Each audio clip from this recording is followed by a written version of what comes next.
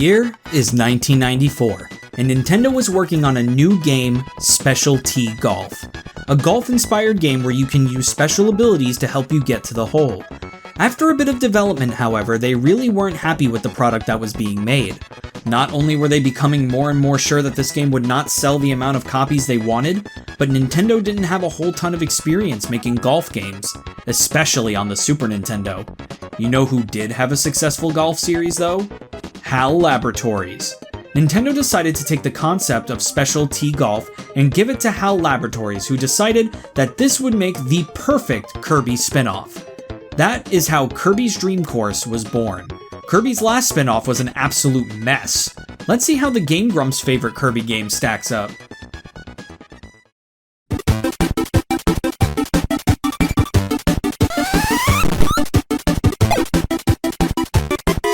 Remember when we were looking at Kirby's Pinball Land and I pointed out that I shouldn't expect a spin-off to have a profound story or really any story at all? Not only does this spin-off have a full story, but according to the American Instruction Manual, it's a direct sequel to Kirby's Adventure. Before you say something like, that's the American Instruction Manual, sometimes that stuff doesn't count because Americanization. The Japanese version supports the story by way of an intro cutscene during the title screen that was removed in the American version due to storage reasons. After restoring the Fountain of Dreams, Kirby decides to go home and take a nap. In the night, however, he, as well as the other denizens of Dreamland, start noticing that it seems like the stars in the night sky are disappearing.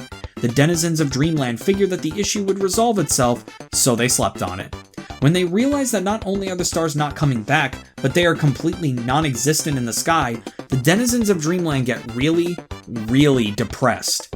Kirby does some investigation and finds out that the stars are being stolen by none other than King Dedede. Jesus Christ, you just helped save the world and now you're being an asshole again? He's stealing all of the stars because he wants to keep their beauty all to himself because he's a selfish little jerk. Kirby goes to King Dedede's floating castle full of traps and enemies and gets the stars back from Dedede's minions to put them back in the night sky. They did not have to go this hard with the story. Remember Kirby Pinball Land? King Dedede falls on Kirby's head and adventure ho with pinball. This game goes above and beyond with its story. The only problem that I have with it is that it doesn't explain why this is a golf game. I don't know if it really has to, but I feel like it would elevate the story even higher.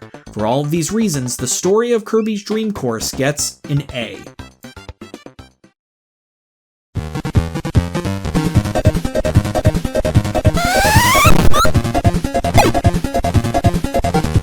Golf, golf, and more golf. Hope you like golf because that's what this game is. Each course has 8 different holes within it. The goal of the game is to defeat all of the enemies and then get Kirby into the hole to launch himself into the next level. Sounds simple enough. Where the complexity in this game starts to shine is in its movement options. To start out with the basic gameplay, when Kirby first lands, you can decide what direction you want to shoot Kirby in. Next, you'll learn that there are different types of shots. There's the normal straight shot, there's the more powerful slightly curved shot, and then there's the jumping shot, which launches Kirby into a bounce. This allows Kirby to move in many different ways in order to eradicate as many enemies as possible. But wait, there's more. Within each of these 3 shooting modes, you can also determine if you want Kirby to curve left and right in certain increments. Not only that, but if you choose the bouncing type of hit, not only can you choose which way you want Kirby to curve, but you can also give Kirby top spin or bottom spin to determine what Kirby does once he actually lands. Learning these different movement options, what each combinations of moves will result in, plus knowing how much power to give the shot itself is the key to getting good at this game. We are given 4 ticks of health to start with, represented by tomatoes. Every time we take a shot with Kirby, he loses 1 tick of health. You get health back by either defeating enemies or completing the hole. If you lose all 4 ticks of your health, you lose a life. Lose all your lives, and it's game over, and you must start the course from hole 1 all over again. When you first start, you will lose lives constantly, but once you get the hang of it, you'll realize it's very hard to lose lives unless you royally fuck up. The last bit of gameplay we are going to cover is the thing that makes this a Kirby game, the copy ability. As if the gameplay of this game wasn't complex enough, now copy abilities are added to the mix to make the movement even more complicated. Most copy abilities in this game are meant to aid in Kirby's movement on the board, other than Lightning Kirby, which is more to get rid of unbeatable enemies. Every single copy ability in this game is super useful. There is not one copy ability in this game where I say to myself, fuck, not this one. I know I've been saying that the gameplay of this game is super complicated, but please do not misconstrue that as me saying that it's too complex and is bad because of it. I'm actually saying the complete opposite. I appreciate this game for being the exact type of game where it is easy to pick up, but very difficult to master. All of the different factors that goes into movement in this game is what I feel makes this game way more interesting than 90% of golf games. With all of that in mind, the gameplay of Kirby's Dream Course gets an A+.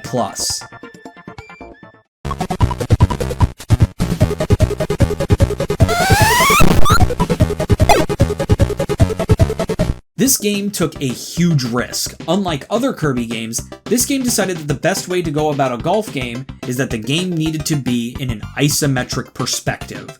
This comes with its intrinsic pros and cons. The pros being that the visuals become much more interesting when it is done right, and allows for more interesting level design. The cons, though, can outweigh the pros if it's done completely wrong.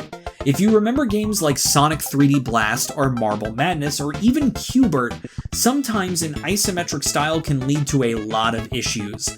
For one, if the game doesn't make clear what is a platform and what isn't, it makes it very easy to make unintentional wrong moves that lead to death, leading to a feeling of unfairness.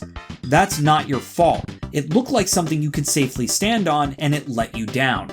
Second of all, movement in an isometric game also needs to be critical, especially in the era of the D-pad. If there's one thing I do constantly in games like Q*bert, it is move in a direction that I didn't intend to, sometimes leading to death. I can 100% say that this never happens in Kirby's Dream Course. There is no confusion on where I can and can't go, and movement, like I said before, is no problem at all. This game does the isometric perspective the best out of any game I've ever played. The music, however, is pretty forgettable. I'm going to say this without doing any research, mostly because if I get this wrong, then it kind of proves my point. I feel like there are only 4 songs in the whole game. If that is not true at all, that just shows you how similar and unmemorable each music track in this game is. If there's one thing I do not know this game for, it is its bops. With all of that in mind, the presentation of Kirby's Dream Course gets a B.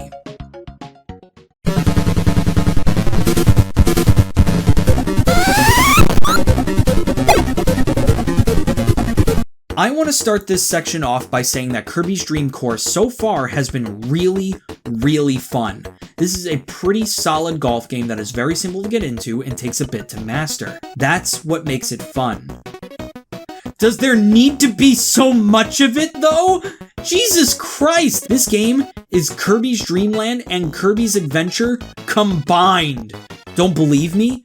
Kirby's Dream Land and Kirby's Adventure combined 46 levels, and including the extra mode adds up to 92 levels. How many levels are in Kirby's Dream Course? 128 levels. To complete this game, you must beat the single-player campaign, which has 8 courses with 8 holes each. Depending on how you do in each course, the game will reward you with a gold medal, silver medal, bronze medal, or no medal at all.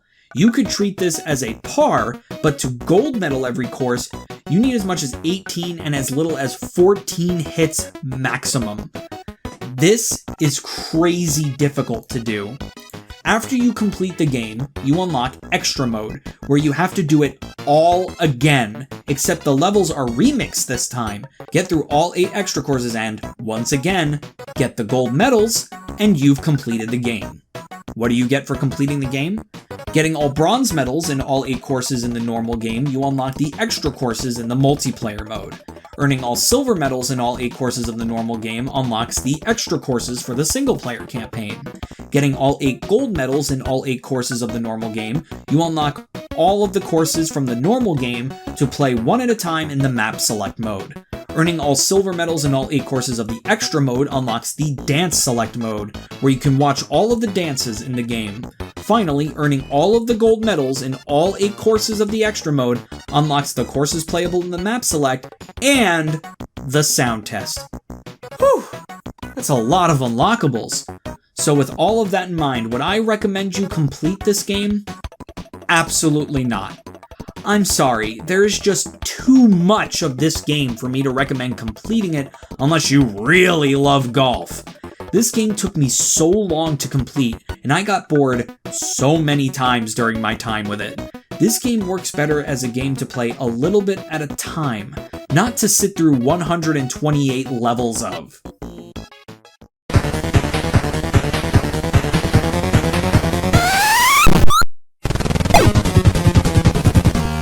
Kirby's Dream Course is definitely a major step in the right direction when it comes to Kirby spin-offs, especially when compared to its predecessor, Kirby's Pinball Land. Kirby's Dream Course is a super fun game and makes for an amazing multiplayer experience. The only complaint that I have about the game is that the single-player game is a bit too long for my taste.